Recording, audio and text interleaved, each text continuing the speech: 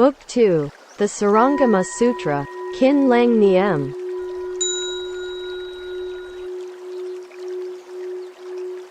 2. The phenomenon in the Tathagata store the meditative study of all as unreal, samapatti. The one mind being the source of both delusion and enlightenment. Purnamaitrayaniputra, who was in the assembly, rose from his seat, uncovered his right shoulder, knelt upon his right knee, reverently joined the palms of his hands and said to the Buddha, O august and world-honored one, you have revealed the Tathagata's profound meaning so well to all living beings. The Buddha has always declared that I surpass all men in preaching the Dharma, but as I now listen to his melodious and deep Dharma voice, I am like a deaf man, striving to hear flies and mosquitoes 100 feet away. He cannot see, still less can he hear them. In spite of what the Buddha taught to cut off our delusion, I fail to understand its ultimate meaning, which is altogether beyond me. World-honored one, it is reasonable that those like Nanda who have merely opened their minds but have not cast away their worldly habits, do not understand it, but though I and others here have reached the state beyond the stream of transmigration, we are still not quite clear about the Dharma, just taught by the Tathagata. World-honored one, if all things, such as the sense organs and data, aggregates, entrances and fields of sense are fundamentally the pure and clean Tathagata store, why does the latter suddenly create mountains, rivers, the great world and all other forms that rise and fall in turn without interruption? The Tathagata has also spoken of the elements of earth, water, fire and wind whose natures mix and pervade the whole Dharma realm, in which they remain all the time. World-honored one, if the element of earth was all-embracing, how could it contain the element of waters? If the latter was all-pervading, there would be no fire, then how can one be clear that these two elements pervade all space without destroying each other?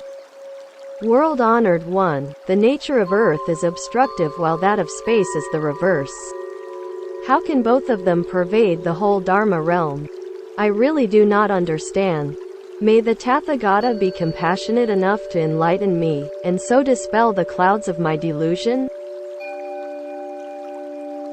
After saying this, he prostrated and eagerly awaited the holy teaching. The Buddha said to Purnamaitrayaniputra and all arhats in the assembly, who had reached the state beyond samsaric transmigration and beyond further study, the Tathagata now expounds the highest transcendental truth, so that those hearers with settled minds, and arhats who have not yet realized that neither ego nor dharma exist and who seek reality, will know the correct practice of the passionlessness of the Supreme Vehicle.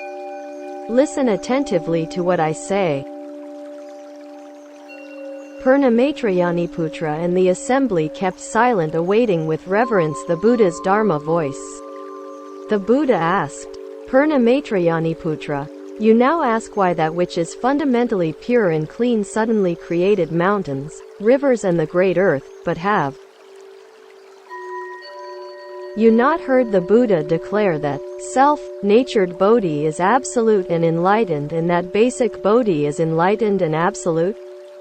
Purnamaitrayaniputra replied, Yes, world-honored one, I have heard this. A probe into the disciples' understanding of noumenon and phenomenon to reveal the rise of illusions. The Buddha asked, when you speak of Bodhi and enlightenment, do you mean that because of its enlightened nature, you call it Bodhi, or because of its basic, unenlightened nature, you now call it enlightened Bodhi? The real missed by cognizance of the false. Purnamaitrayaniputra said, if that which is unenlightened is called Bodhi, it is not aware of anything.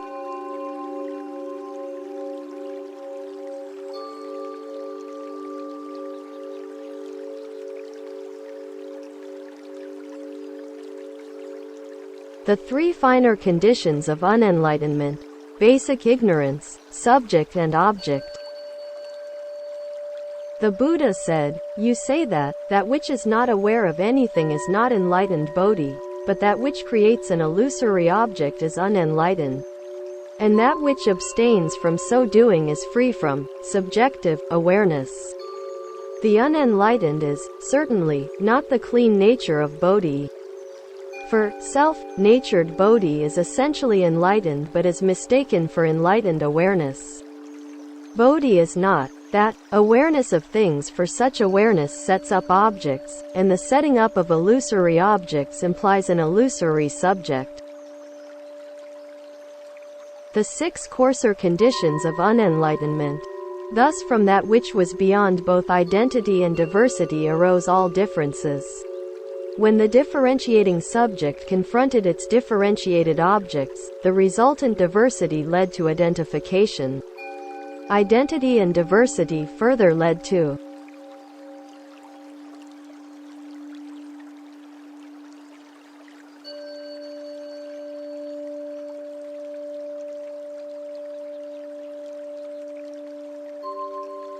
that which was neither the same nor different. These conflicting disturbances resulted in troubled perception, which in time gave rise to objective form. Self-created confusion, caused by clinging to names, caused karmic activity and so suffering. Thus that which manifested became the changing world, and that which was still was space. Hence space stands for identity and the world for diversity, and that which is neither the same nor different is a living being. The law of continuity. Continuity of the physical universe, sustained confrontation of subjective awareness with objective dim voidness, produced vibration and movement, hence the wheel of wind in constant motion in the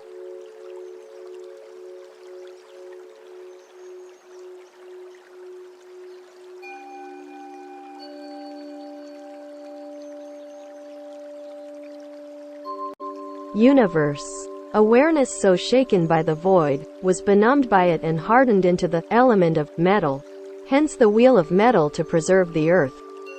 When the movement caused by awareness produced wind and hardened into metal, the friction between wind and metal flashed fire, the nature of which was transformative.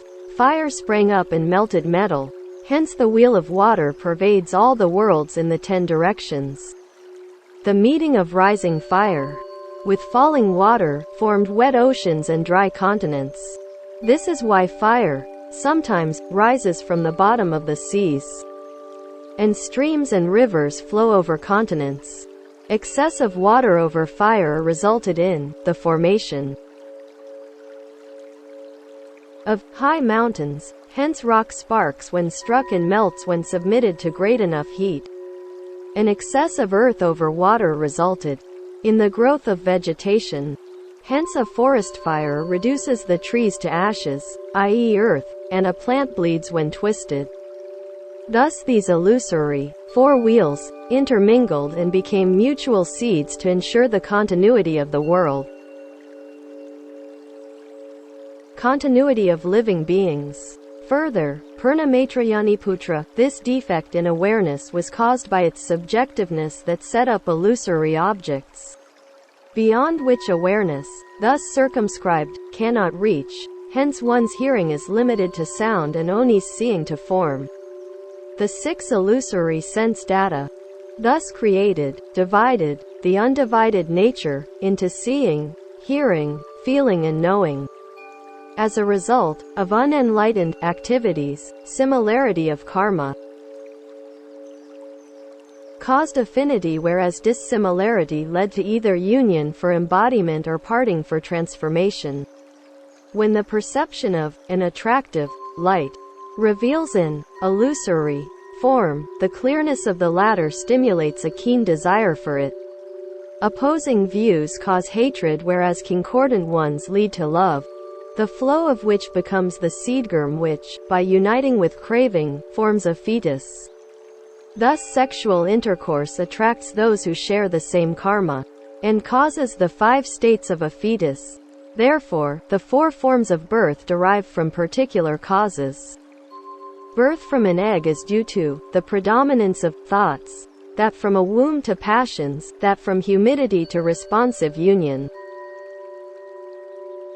and that by transformation to parting and metamorphosis.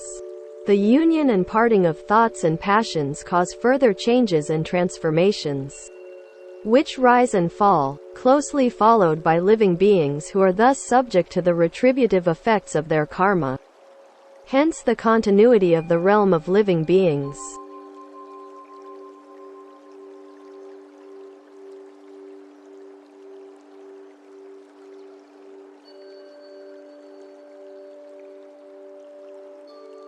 Continuity of karmic retribution. Purna Maitrayani Putra, since desire and love are tied so closely together, no disengagement is possible. And the result is an endless succession of the births of parents, children and grandchildren. This comes mainly from sexual desire, which is stimulated by love. Since passion cannot be destroyed, living beings born from wombs, eggs, humidity and by transformation tend to use their strength to kill each other for food. This comes mainly from their passion for killing. So if a man kills a sheep to eat its meat, the sheep will be reborn as a human being and the man, after his death, will be reborn as sheep, to repay his former debt.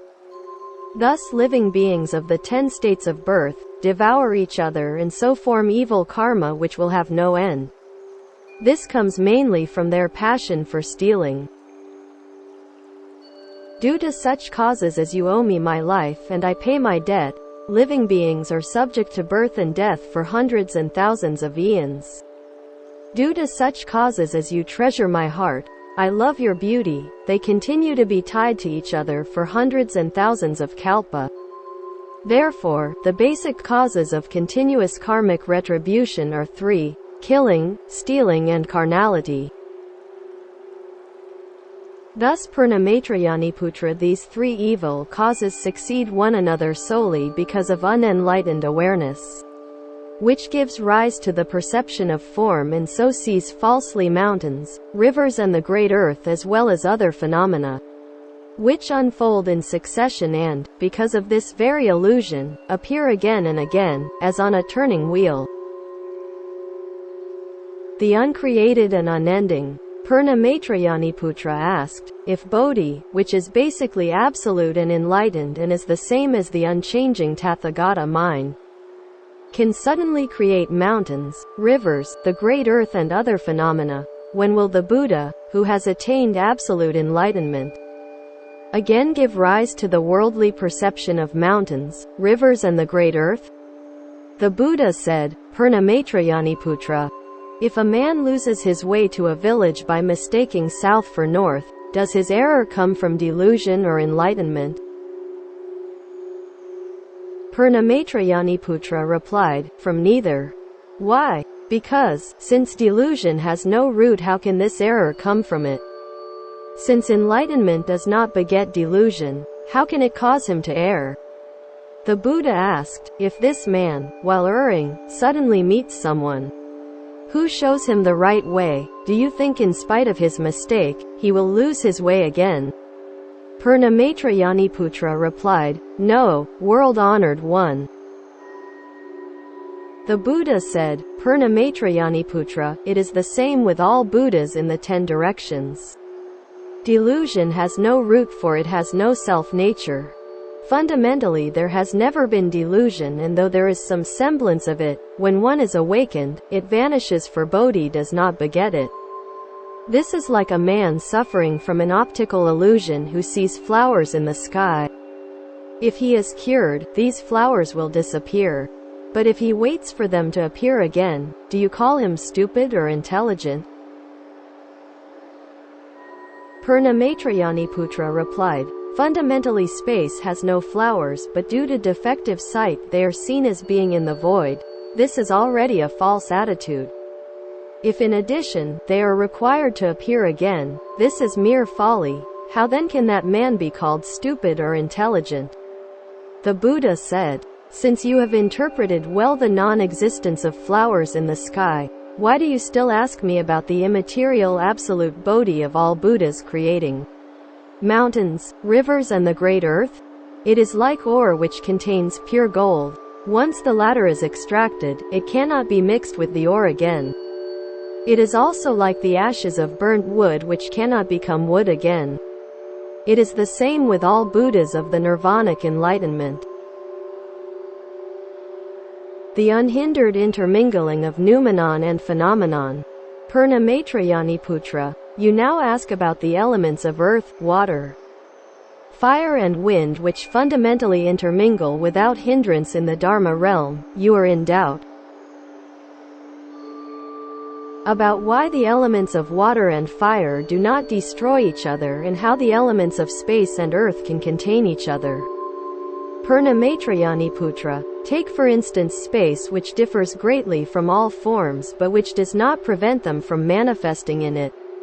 Why? Because space is radiant in the sun and dark when the sky is cloudy, it moves with the wind, is bright in a clear sky, hazy in a mist, obscure in a dust storm and is reflected when above clear water. Do you think that these transient forms in different places are created by these conditions or that they come from space? If they come from these conditions, then when the sun shines, there is sunlight and all the worlds in the 10 directions should be identical with the sun. Then why is the sun seen in the sky? If space shines, it should shine upon itself. Why then at night or when there are clouds and fog, is there no light? Light therefore is neither the same as nor different from the sun in space. Thus when looked into, essentially there are no forms, i.e. the 7 elements, for they cannot be pointed out like unreal flowers in the sky that can only produce unreal fruit. So why do you inquire about their mutual destruction? But when their underlying nature is looked into, it is fundamentally real, for it is absolute Bodhi. Since this absolute enlightened mind is basically neither water nor fire, why do you question their mutual hindrance? Within this true and absolute Bodhi enlightenment, if you give rise to the karmic illusion of space, space will manifest. If you have similar illusions of earth, water, fire and wind one after another, they will manifest separately, and if you give rise to them all, they will appear simultaneously. Purna Maitrayani Putra, what does simultaneous appearance mean? If 2 men walking in opposite directions see the sun reflected in water, each will see the reflection follow in his direction. There is no fixed standard here, and you cannot query why one sun can move in opposite directions, or why 2 suns are seen when only one appears in the sky, thereby deepening your delusion without any prop on which to hold. Expounding the common source of delusion and enlightenment, to sum up the intermingling of phenomenon and noumenon. Purna Maitrayani Putra, because you cling to form and space that displace each other in the Tathagata store, the latter in accordance with your karma manifests as space and form which pervade the whole Dharma realm, and as a result, there appear within it the blowing wind, still voidness, a bright sun and dark clouds. Due to their delusion and perplexity, living beings turn their backs on Bodhi and cling to sense objects, thereby giving rise to troubles, klesa, with the resultant appearance of illusory forms.